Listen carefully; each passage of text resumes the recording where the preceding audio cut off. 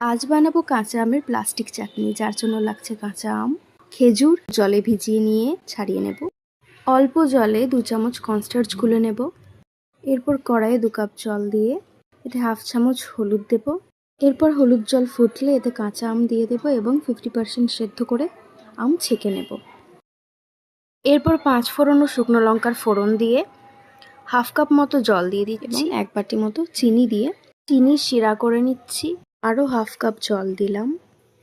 এরপর স্বল্প পরিমাণ লবণ দিলাম। এরপর এতে খেজুর, কাজু বাদাম দিয়ে দিচ্ছি। ভালোভাবে নেড়ে সেদ্ধ করে নেওয়া আমগুলো এখানে দিয়ে ভালোভাবে মিক্স করে নিচ্ছি এবং আরও 1 কাপ জল আমি এখানে দিয়ে দিচ্ছি।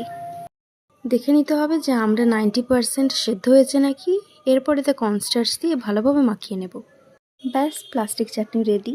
ভিডিওটি ভালো লাগলে লাইক, শেয়ার, সাবস্ক্রাইব করতে ভুলবেন না। দেখা হচ্ছে আবার পরের ভিডিওতে।